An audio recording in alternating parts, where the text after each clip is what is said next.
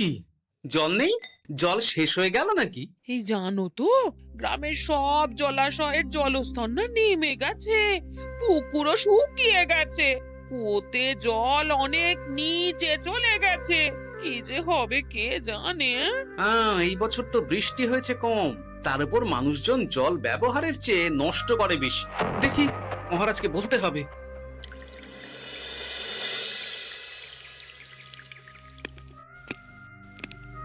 এই তো গোপাল এসে গেছে। শুনেছো, রাজ্যের সকল জলাশয়ে শুধু শুনিনি, চাক্ষুষ দেখেছি, আর এর কারণ ও তার সমাধানও ভেবে এসেছি মহারাজ। তুমি কি বলতে চাইছো সেটা বলো না খোলসা করে। মহারাজ, আসন্ন দিনে জলাভাব মেটানোর একটাই উপায়, তা হলো প্রজাদের উপর কর চাপানো। মহারাজ, আমার ঠাকুরদা বলতেন, যা মেলে মূল্য বিনে তার মূল্য কে আর জানে। আমরা যেহেতু জলের মতো এত মূল্যবান সম্পদ বিনামূল্যে পাচ্ছি, তাই একে গুরুত্ব দিতে শিখিনি। সবাই মিলে দেদার জলের অপচয় করছে। আমি এই অপচয়ের বিরুদ্ধে কর বসানোর পরামর্শ দিচ্ছি মহারাজ। জলের জন্য দেবে দাম, ছুটে যাবে কাল ঘাম। হ্যাঁ, যখনই জলের জন্য কর দিতে হবে, তখনই জলের অপচয় বন্ধ হবে। এতে লাভটা কি হবে গোপাল? মানুষ কম জলে কাজ করা শিখে যাবে, ফলে আগামী দিনে যদি জল সম্পদ কমেও যায়, এই কৃষ্ণনগরের প্রজারা আগে থেকেই তার জন্য প্রস্তুত হয়ে যাবেন। কিন্তু আমি আমার প্রজাদের কাছ থেকে জলের দাম নেব গোপাল? না মহারাজ, কর বাবদ যে অর্থ উপার্জন হবে, তার সাথে আপনার দান মিলিয়ে রাজ্যের মধ্যে একটা বিরাট কৃত্রিম জলাধার বানানো হবে, বাহ বাহ বাহ! যেখানে বৃষ্টির জল সংরক্ষণ করা যাবে মহারাজ। এতে সারা বছর ধরে আর কোনো জলের অভাব থাকবে না মহারাজ। গোপালের প্রস্তাব বড় ভালো লেগেছে। আগামী দিনে ইতিহাসে এই কর্মযজ্ঞের কথা লেখা থাকবে বলেই আমার বিশ্বাস। আর তাই আমি গোপালকে এই মুহূর্তে 50টি স্বর্ণমোহর উপহার দেব বলে ঘোষণা করছি। সাধু সাধু সাধু।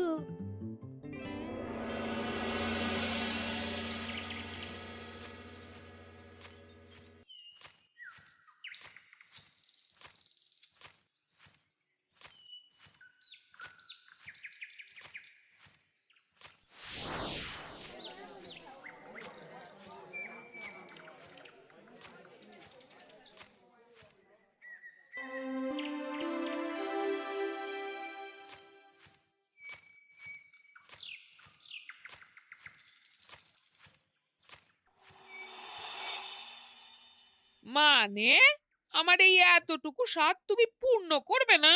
আমি কি নিজের জন্য চেয়েছি নাকি?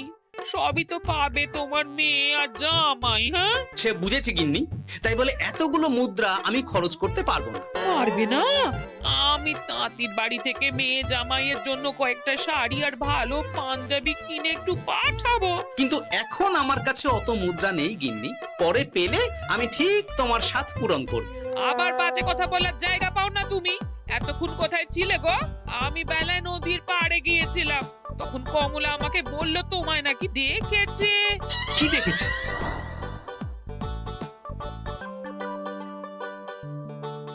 কোথায় গেল? এত বড় মুদ্রা থলে কি হাওয়াতে উবে গেল নাকি? এই রে, এ তো মহা ঝামেলা। কখন কে যে গিন্নিকে খবর দিচ্ছে সেটা টেরও পাইনি। বলি মুখে কুলু পাটলে যে বড়, বলি রাজা মশাইয়ের কাছ থেকে যে এত রোজগার করো, সেই মুদ্রা যায় কোথায়? কানের মাথা খেও না তো। আমি কি তোমার কোনো কিছুর অভাব রেখেছি? বলো একবার। খাওয়া পড়া কোনো কিছুর তো কোনো খামতি নেই তোমার। মানছি রাখোনি, কিন্তু তাই বলে আমিও তোমার স্ত্রী, তোমার গিন্নি গো গিন্নি, তাই না? আমার তো জানার অধিকার আছে নাকি যে তোমার উপার্জনের অর্থ করি সব কোথায় যাচ্ছে? জানবে জানবে, সব জানবে। এখন কিছু খেতে দাও দেখি, পেটে ছুঁচোয় ডন বৈঠক মারছে। না, এরপর থেকে আর মহারাজের কাছে উপহার পেলে ওইভাবে খোলা হাটের মধ্যে দিয়ে আসা যাওয়া করা যাবে না।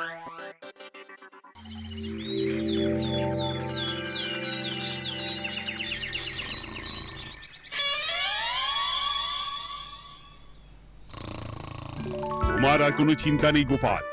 আমি তোমার মাসোহারা তো বাড়িয়ে দিলাম, সঙ্গে প্রত্যেক দিন তুমি 10 মোহর করে পারিতোষিক পাবে। এই নাও। আহ, এই ভোরবেলায় একটা জব্বর স্বপ্ন দেখা গেল বটে। এই স্বপ্ন খুলে গেলে আর কোনো চিন্তা নেই। গিন্নি, ও গিন্নি, বলি গেলে কোথায়? গিন্নি, সারা নেই। ও গিন্নি, রাগ করলে নাকি গো? আরে এসো এসো, এমন একটা স্বপ্ন দেখেছি না যে তোমার আর কোনো চিন্তা থাকবে না গিন্নি। মোহর আর মুদ্রা একেবারে ঝরে পড়বে গো।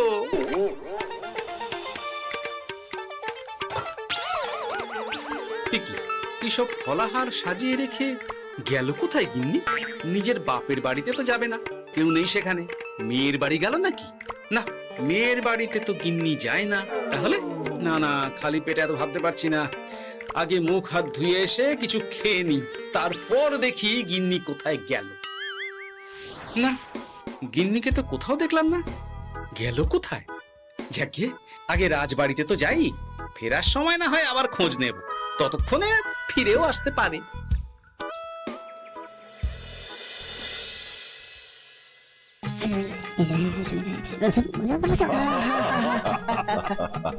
বাহ বাহ বাহ, একেই বোধহয় বলে সঙ্গগুণ। অনেকদিন এত হাসি নিয়ে। যা বলেছেন মহারাজ। হাসির চোটে পেটে ধরছে খিল। কর্তা আর গিন্নিতে দেখছি রয়েছে অনেক প্রেম। কি গিন্নি, তুমি এখানে কি করছো? কি গোপাল, তুমি রাজসভায় এলে যে বড়? তুমি নাকি রাজসভার কাজ থেকে অবসর নিতে চেয়েছো? হ্যাঁ, এই কথা কে বললো মহারাজ? এই তো উনি বললেন। বলি আমি আবার কি করব? তুমি আমায় একটা কাজ দিলে আর সেটা আমি করব না বলো? আমি তোমায় কাজ দিলাম? কি কাজ? বাবা গোপাল, তুমি কি আকাশ থেকে পড়লে নাকি? তুমি তো তোমার গিন্নিকে বলে পাঠিয়েছো যে তুমি আর রাজসভার কাজে যোগ দিতে চাও না। তোমার নাকি আর কাজে মতি নেই, তুমি বিশ্রাম চাও। এই রে, গিন্নি দেখি ভয়ঙ্কর চাল দিয়েছে। আমার নামে রাজসভায় এসে এইসব বলেছে। তাই কথা ঠিকই গোপাল, যে তোমার অবসর গ্রহণের কথা শুনে আমি বিশেষ মনমরা হয়ে পড়েছিলাম। কিন্তু তোমার গিন্নি যেভাবে রাজসভায় হাসি মজা হুল্লোড় পরিবেশন করছে, তাতে আমার মনে হচ্ছে এ সাপে বর হয়েছে। এই বেলা যদি গোপালকে কায়দা করে রাজসভা থেকে তাড়ানো যায়, তাহলে আমার পথ থেকে বিরাট বড় একটা কাঁটা উপড়ে ফেলা যাবে। গোপাল গিন্নি সবার মধ্যে বিলিয়েছেন হাসি, তার জন্য রাজামশাই হয়েছেন ভারী খুশি। হ্যাঁ গোপাল, তাই আমি ঠিক করেছি তোমার স্থানে আমি তোমার গিন্নিকেই বহাল করব। হ্যাঁ, তোমার সঙ্গে ঘর সংসার করে ওর বুদ্ধি বেশ খোলতাই হয়েছে, সেটা বোঝাই যাচ্ছে। এছাড়াও আমাদের অনেক পরামর্শ দিয়ে সাহায্যও করতে পারবে। তাছাড়া উনি মহিলা বলে অন্দরমহলেও যেতে পারবেন, রানীমাও খুশি হবেন বলেই তো আমার বিশ্বাস। কি গোপাল গিন্নি, তোমার এই কাজ করতে কোনো আপত্তি নেই তো? আপত্তি কেন থাকবে মহারাজ? আমি ধন্য আপনি আমায় এত বড় সম্মান দিচ্ছেন বলে। এ তুমি আমার কত বড় সর্বনাশ করলে গিন্নি। তুমি কিনা শেষে আমার চাকরিটাই খেলে। এটা গোপালের জন্য বড় ভালো হলো, তাই না? কোনো কাজ করতে হবে না, কিন্তু রোজগার আগের মতোই থাকবে। অবসর আর উপার্জন একসাথে। না হে গোপাল, তুমি আর এখানে কাঁচু মাচু মুখে দাঁড়িয়ে না থেকে নিজের বিশ্রামে ব্যাঘাত ঘটিও না। আমাকে সবার কাজ শুরু করতে দাও। যথা আজ্ঞা মহারাজ।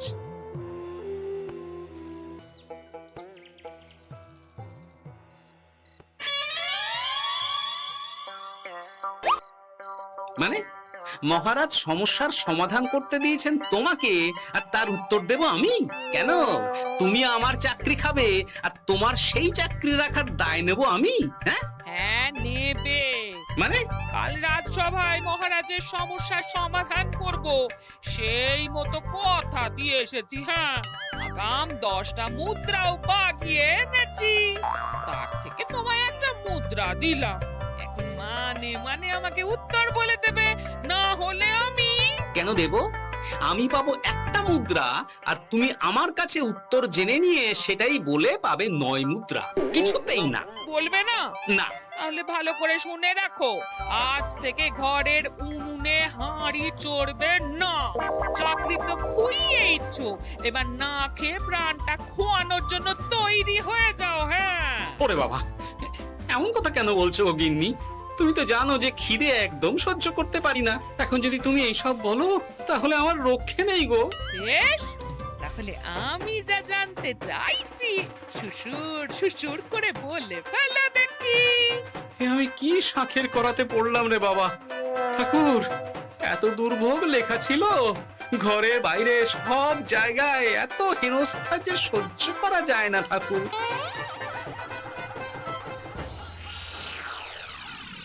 একেই তো বলে গো গিন্নি, মেঘ না চাইতেই জল।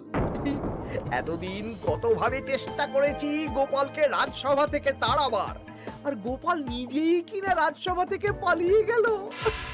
কি সব বলছো? তোমার শরীর ঠিক আছে তো? শরীর মন সব ঠিক আছে, তবে গোপালের বদলে কাকে বহাল করা হয়েছে শুনলে তোমার মাথা ঘুরে যাবে। কাকে? গোপাল গিন্নিকে। আমার কিন্তু বিষয়টা খুব একটা সরল ঠেকছে না গো। গোপাল ভাঁড়ের বুদ্ধি তো আর যে সে বুদ্ধি নয়। উনি যাই করেন খুব ভেবে চিন্তে করেন, এর পেছনে আবার কোনো মতলব নেই তো। এটা তুমি মন্দ বলনি গিন্নি। গোপালকে নিয়ে সত্যিই কোনো বিশ্বাস নেই। ও কখন কি ঘোট পাকাচ্ছে বলা যায় না। আমাকেও সাবধানে থাকতে হবে। দেখতে হবে যে গোপাল আসলে কি চাল চালতে চাইছে।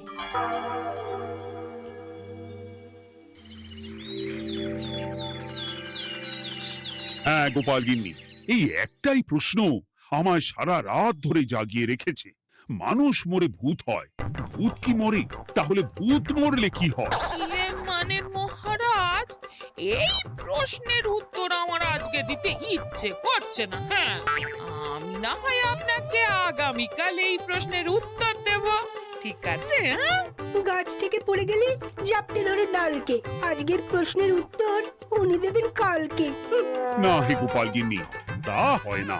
এই প্রশ্ন আমাকে সারা রাত বিচলিত করেছে।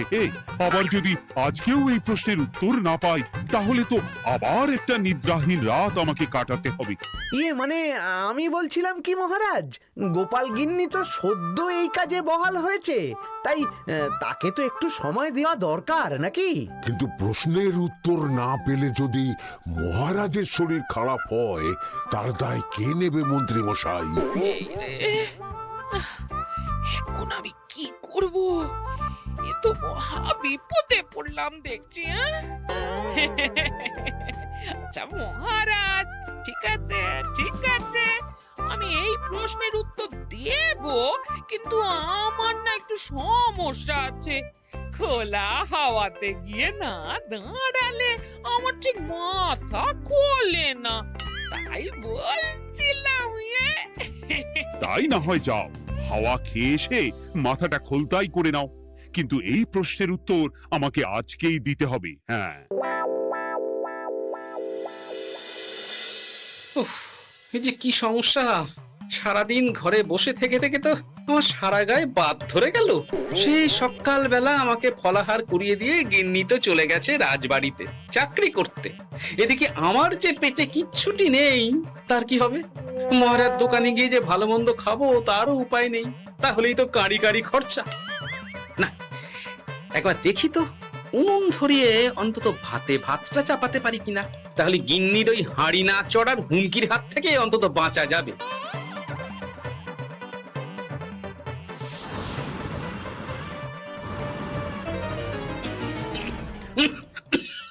ও বাবা গো, ও বাবা, এত কেসে কেসে সোজা শেষ যাত্রা হয়ে যাবে আমার।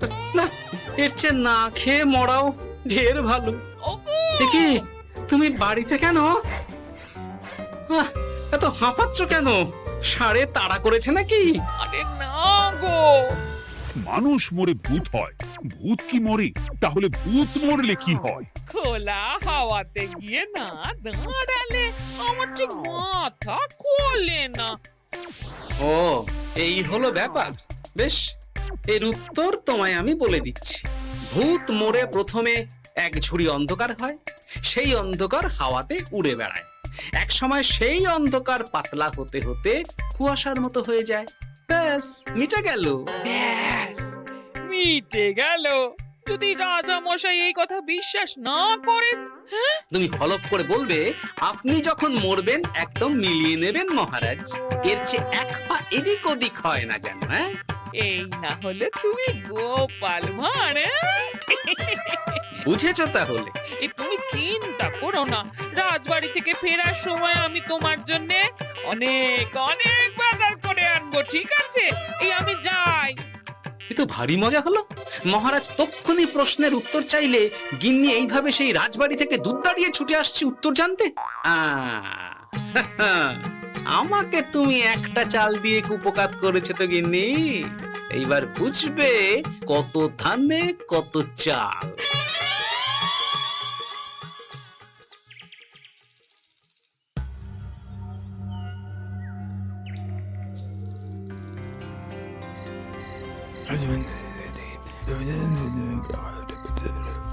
বুঝেছিস তো তোর কাজটা? খুব বুঝেছি গোপাল দাদা। নেই, এবার লেগে পড় দেখি।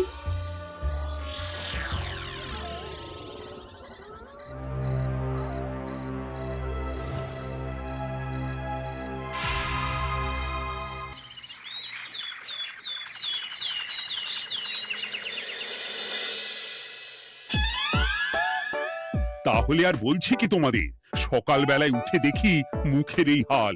এই কাণ্ড কি করে হলো মহারাজ? আহ, তার আমি কি জানি। আমি সকালে উঠে আয়নায় নিজেকে এই অবস্থায় দেখে খুব চিন্তায় রয়েছি। গোপাল গিন্নি, আগে মহারাজ, গোপাল থাকলে যে কাজ করতো সেটা তো তোমাকেই করতে হবে, বলতে হবে এর সমাধান কি। হ্যাঁ মানে মানে আমি হ্যাঁ হ্যাঁ, আমার মনে আছে। তোমার তো আবার হাওয়া না খেলে চলে না।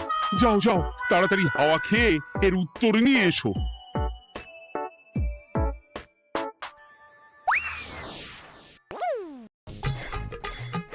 এই জন্য তুমি এত দূর ছুটে এলে গিন্নি?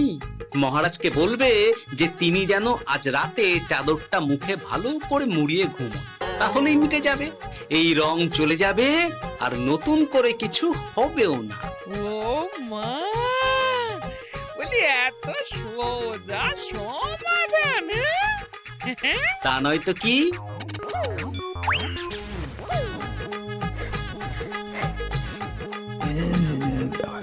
কাল সারা রাত আকাশে একবার দেখলাম চাঁদ উঠেছে, আর একবার দেখলাম ঘোর অমাবস্যা। এর কারণ কি? একই রাতে দুই তিথি হয় কি করে? মানে আর একটা সমস্যা, হ্যাঁ, এটা আগে বললেই তো হতো মহারাজ।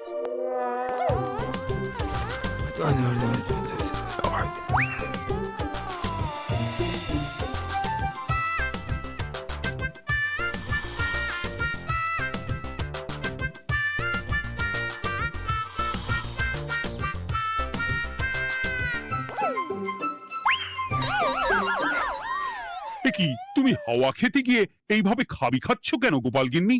এর কারণ আমি জানি মহারাজ। সে কি কাণ্ড! তুমি কি করে জানলে?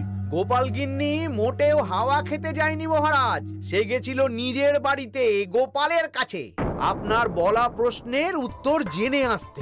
মানে গোপাল গিন্নি তার মানে আমাকে ঠকিয়েছে? তা জানি না মহারাজ, তবে আমার মনে হয় এর পেছনে গোপালের কোনো গভীর ষড়যন্ত্র আছে, না হলে সে এমনটা করবে কেন? আর এক রাতেই আপনার সাথে এতগুলো অদ্ভুত ঘটনা পর পর ঘটবে কেন? বটে, এক্ষুনি গোপালকে ডেকে আনো।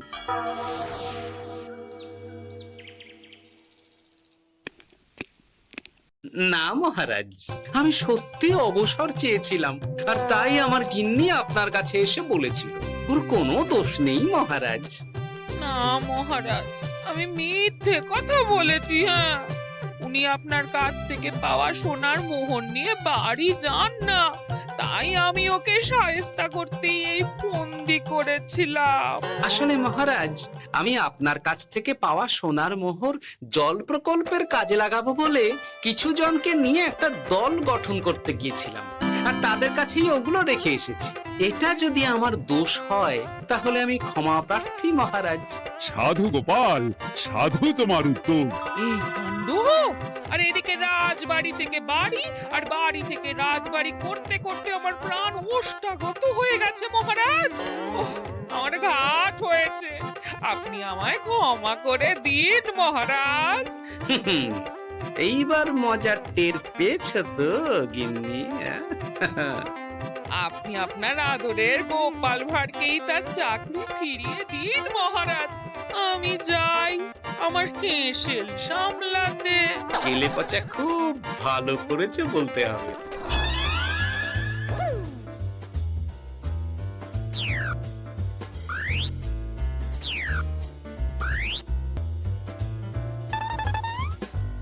তবে মহারাজ, অমাবস্যা পূর্ণিমা সব আমার বুদ্ধিতেই কেলেপচা করেছিল। আপনার ওই মুখের রং, ওটি একটি বিশেষ রং যার আয়ু একদিন, তাই ওটা এমনিই মিলিয়ে গেছে। হ্যাঁ, সেই বরং ভালো। তুমি তোমার গিন্নিকে নিস্তার দাও গোপাল। তাছাড়া আমিও আমার গোপালকে ছেড়ে আর থাকতে পারছি না। যথা আজ্ঞা মহারাজ। আমারও যে আর এই অবসর ভালো লাগছে না মহারাজ। গোপাল ছাড়া রাজসভা যে লাগে ফাঁকা ফাঁকা, তাই তো আবার চাকরিতে তাকে বহাল রাখা।